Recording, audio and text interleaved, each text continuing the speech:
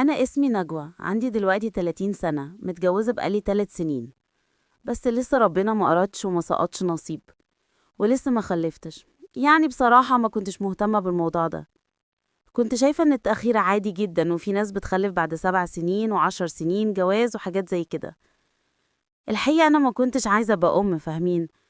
كنت عايزة أعيش حياتي وأعيش سني، لأني بصراحة من صغري بحب الحرية، وبحب ما يبقاش ورايا التزامات، وبقى بمعنى أصح حرة.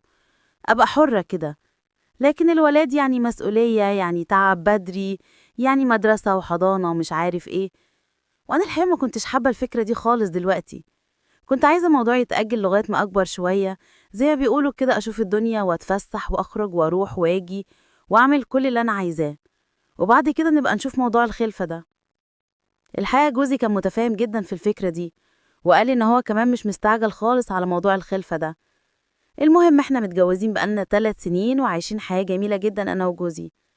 مش عايزة أقول لكم زي أي زوجين، لا إحنا صحاب قوي. نتكلم مع بعض في كل حاجة من غير ما نخبي على بعض، من غير ما يبقى في حدود في الكلام. بيحكي لي على كل حاجة. يعني مثلا لو حصل إنه غلط أو عمل حاجة زي اللي انتوا فاهمينها دي، بيجي يحكي لي، وأنا بقعد أغزر معاه وبقوله مفيش أي مشكلة خالص، المهم تبقى مبسوط. يمكن أنا مقصرة معاك شوية. وبعد الموضوع عادي جدا. ممكن ناس كتير تستغرب، بس أنا الحتة دي ما كانتش بتفرق معايا خالص. بالعكس، كنت بحب أشوف جوزي مبسوط، وأنا بحبه جدا وما كانش عندي أي مشكلة، وكنت مستعدة أسامحه في أي حاجة ممكن يعملها مهما تتخيله. طبعا أنا عارفة إن تفكيري ده غلط أصلا، ومفيش حد تقريبا بيعمل اللي أنا بعمله مع جوزي، ولا إني أخد الموضوع ببساطة كده، وهو أصلا كان يعني انتوا فاهمين. المهم، كانت والدتي دايما هي اللي تقولي كده، تقولي أبوكي كان ما بيقعدش في مكان، كان دايما كل يوم بيحصل منه الموضوع ده، لكن في النهاية كان ملوش غير بيته. المهم أنا من ساعة ما اتجوزت وأنا عايشة أنا وجوزي في شقة بعيدا عن بيت والدتي، وهو والده ووالدته متوفين وملوش إخوات، وأنا طبعا ماليش غير والدتي. والدتي كانت ست يعني مش كبيرة في السن، وكانت بصراحة هي من صغرها أو من وأنا صغيرة كمان كانت بتعلمني وبتعودني إني أهتم بنفسي وبكل حاجة ست ممكن تهتم بيها. بصراحة والدتي كانت بتفهمني كل حاجة وبتعلمني كل حاجة ازاي اخلي بالي من نفسي واخلي بالي من جوزي. يعني ما خليهوش بمعنى اصح محتاج حاجة، كل طلباته مجابة. عارفين ايام زمان موضوع الست السيدة والكلام ده كله، انا كنت كده بالظبط. والدتي لما انا اتجوزت، لما كنت بروح لها زيارة او حاجة، كنت بلاحظ تغيير غريب كده. بلاقيها بتهتم بنفسها زيادة عن اللزوم، رغم ان هي اصلا مش محتاجة اي حاجة من الكلام ده. هي حلوة جدا وزي القمر. يعني لما بنبقى ماشيين انا وهي مع بعض، لو في حد ما يعرفناش يفتكرنا اخوات او اصحاب، لكن عمر ما حد يفتكر ان هي والدتي من اهتمامها بنفسها. وعشان كمان هي متجوزة صغير وخلفتني وهي صغيرة يعني، وكنت أنا وهي كمان صحاب برضو. طبعا أنا واخدة طبع والدتي في الصراحة وفي حب الحرية. وكنا زمان قبل ما اتجوز كنا بنخرج كتير مع بعض، نتفسح، نقعد على كافيه، أي حاجة ممكن اتنين صحابات يعملوها كنت أنا والدتي بنخرجها مع بعض، بنروح نصيف مع بعض، بنلبس من لبس بعض. فالحياة كانت بصراحة حلوة جدا. وبعدين كنت لما بروح ازورها زي ما بقول لكم واشوفها بتهتم بنفسها زياده عن اللزوم، كنت بقعد اتكلم معاها واقول لها ايه يا بودي في عريس، واقعد اضحك واهزر معاها. كانت تقعد تقول لي يا ريت ده انا نفسي اتجوز ونفسي اعيش حياتي، وانت عارفه اني لسه صغيره وابوكي توفى بدري، ايه وكلام كتير زي كده. بس كانت بتحسسني ان الموضوع هزار، ونقعد نهزر ونضحك مع بعض. وكانت دايما تقول لي اخبارك ايه ومبسوطه معاه وفرحانة معاه، وتتكلم في الحاجات اللي هي الحاجات الخاصة، وتعرف كل التفاصيل. المهم كنت برجع من عند والدتي، طبعا أنا متعودة مخبيش أي حاجة عن جوزي، وبقعد أتكلم معاه في كل حاجة. بقيت لما برجع من عند والدتي بقعد أحكي له على كل حاجة، وقد إيه هي كانت زي القمر وبتهتم بنفسها بطريقة مبالغ فيها ومش عارف إيه. ابتديت ألاحظ إن جوزي مهتم جدا يسمع كل التفاصيل لما برجع من عند والدتي، ويقعد يسأل والدتك عاملة إيه وما جيتيش معاكي ليه والكلام زي ده. فلما قلت له إن حاسة إن هي بتفكر إنها تتجوز وكده، لقيته اتضايق جدا واعترض وقال لي إزاي تتجوز وتخلف وإنتي يعني في السن ده وهي في السن ده، وإزاي المهم كان بيتضايق جدا لما بجيب له سيرة إن والدتي عايزة تتجوز. ما كنتش في البداية فاهمة الحقيقة، أو ممكن تقولوا كنت فاهمة بس كنت بحاول ألاقي له أي فرصة تانية أو أي مبرر تاني للكلام ده. المهم بعد فترة لقيته بيقول لي إيه رأيك لما تكلمي والدتك وتخليها تيجي تعيش معانا، بدل ما هي عايشة لوحدها وهنونس بعض، ولما أبقى في الشغل تبقوا انتوا الاتنين قاعدين مع بعض وتاخدوا وتدوا مع بعض وكلام كده. بصراحة الفكرة عجبتني. أنا عرضت الموضوع ده على والدتي من ساعة ما اتجوزت وكانت رافضة خالص، فقلت له ما أنا قلت لها بس هي مش موافقة. قال لي طب إيه رأيك لما أنا أكلمها ويمكن توافق؟ قلت عادي ما عنديش أي مشكلة. وفعلا واحنا قاعدين راح متصل بيها وقال لها ازيك يا حماتي عاملة ايه؟ انت ليه مش بتيجي عندنا؟ وقعد يتكلم معاها كده، وبعدين بيقول لها احنا قررت انا ومراتي ان انت تيجي تعيشي معانا بدل ما انت عايشة لوحدك وما تكسفينيش وعشان خاطري. استغربت جدا لما لقيتها وافقت بكل سهولة ان هي تيجي تعيش معانا. بس طبعا فرحت لان انا ووالدتي زي ما قلت لكم اصحاب، وانا وجوزي اصحاب، فالموضوع كان لذيذ جدا. المهم فعلا تاني يوم الصبح لقيتها جايبة شنطتها، ولقيتها بتخبط على الباب وقالت يا ولاد اديني جيت اهو عشان اعيش معاكم وعشان عارفة ان انتم ما تعرفوش تعيشوا من غيري، بهزار وضحك كده.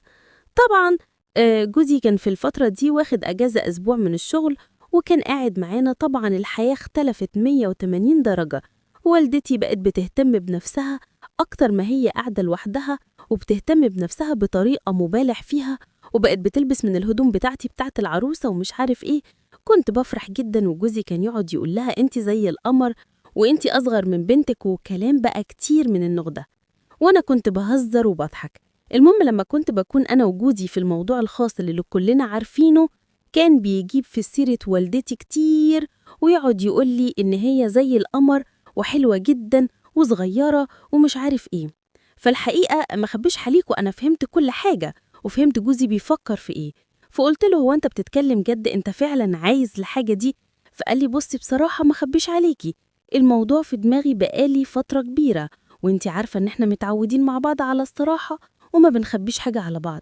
فقلت له انا ما عنديش مشكلة، وانت عارف ان انا بنفذ لك كل اللي انت عايزه، وانا بحبك ومش هزعلك اكيد. المهم قلت له طب سيب لي انا الموضوع ده وانا هتكلم مع والدتي. راح قال لي خلاص انا هستنى رد يفرحني ومش عارف ايه. فقلت له خلاص تمام. المهم تاني يوم الصبح صحيت لقيت والدتي صاحية زي الوردة وكأنها عروسة جديدة، انتوا فاهمين طبعا. جهزنا فطار وقعدنا نفطر، وكان جوزي في الوقت ده لسه نايم. فقعدت أقول لها يعني ابتديت معاها الكلام وقلت لها هو انتي فعلا بتفكري تتجوزي وكده؟ راحت قالت لي انتي ايه رأيك؟ قلت لها بصراحة أنا شايفة إن موضوع الجواز وانتي في السن ده مش أحسن حاجة. قالت لي طب ما أنا مش هفضل قاعدة معاكوا وعايشة معاكوا وعايلة عليكوا والدنيا مش عارف إيه. فقلت لها لأ ما تشيليش هم أي حاجة، الكلام ده كله كلام فاضي. انت عارفة ان جوزي بيحبك جدا وعنده استعداد انك تعيشي معانا طول العمر، وعمره ما اشتكى، وبالعكس هو بيحب أصلا وجودك معانا في الشقة وكده. فراحت قالت لي ده حبيبي وانا عارفة وانا بحبه ومش عارف ايه. فقلت لها طب كويس. المهم قلت لها طب ايه رأيك بدل ما تتجوزي وتجيبي حد غريب وما نعرفش أصله وفصله والكلام ده، ايه رأيك تبقي تعيشي معانا ونبقى مع بعض، يعني كأننا احنا الاتنين. طبعا والدتي من الصداقة اللي بيني وبينها ومن الحرية اللي بيني وبينها ما كانتش تتخيل ان رد فعلها هيكون غريب ولا حاجة، بالعكس ده قعدت تضحك وقالت لي هو انتي مش بتحبيه مش بتغيري عليه؟ قلت لها لا بالعكس، انا بعمل كده عشان بحبه جدا، ده هو اللي طلب مني حاجة زي كده. راحت قالت لي بجد هو اللي قالك يعني على الموضوع ده؟ فقلت لها انتي ايه رأيك؟ قالت لي انا ما عنديش مشكلة خالص، وانا اصلا انتي عارفة الموضوع ده فيا بقالي فترة كبيرة وانا لسه صغيرة، وابوكي توفى بقاله فترة كبيرة، كلام من بقى من النوع ده. فقلت لها خلاص يعني اتفقنا. قالت لي مفيش اي مشكلة، المهم نبقى مبسوطين، وانا انتي عارفة بحب حياتي الحرية ومش بحب كلام الناس واصل الناس. فقلت لها خلاص تمام. قُلت لها: "طب خلاص أنا هاخُش أصحّيه." قالت: "لأ، خلّيكِ أنتِ وأنا هادخل أصحّيه عشان يفطر." المهم طوّلت جوّه شوية، اتأخّرت بمعنى أصح. فلمّا دخلت لقيت جوزي صاحي، ولقيتهم أصلًا في الموضوع ده وبيتعاملوا والدنيا جميلة جدًا. ففرحت وبقيت معاهم والموضوع بقى عادي جدًا، ما فيش أي مشكلة طبعًا، كنت مبسوطة وكنت في دنيا تانية وكنا مبسوطين جدًا. في الوقت ده كنا ناسيين ربنا وناسيين إن ده حرام وناسيين كل حاجة، ما بنفكّرش غير إزاي إن إحنا نبقى فرحانين ومبسوطين وعايشين مع بعض حياة جميلة.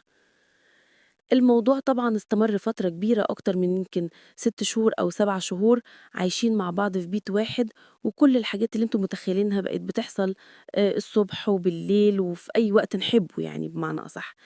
المهم بعد فترة لقيت والدتي الموضوع ده بقى شاغل تفكيرها جدًا وما عندهاش استعداد إن هي حتى تريّح أصلًا شوية، ابتديت أحس بغيرة، غيرة صعبة جدًا وإني متضايقة، خصوصًا لمّا لقيت إن جوزي بقى مهتم بيها كتير وممكن أكتر منّي، فما أعرفش بصراحة حسيت بغيرة صعبة جدًا وبقيت متضايقة من كل ده، وقُلت لهم إن الموضوع ده لازم ما يحصلش تاني، قُلت لوالدتي: "أنتِ لازم ترجعي شقتِك وخلاص، أنا غلطانة وأنا ندمانة واللي بيحصل ده حرام ولازم نتوب ونرجع لربنا."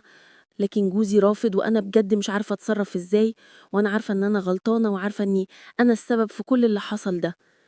مستنية رأيكم عشان أعرف أتصرّف إزاي، وأنا بجد ندمانة جدًا على كل اللي حصل وما كانش ينفع أصلًا كل ده يحصل.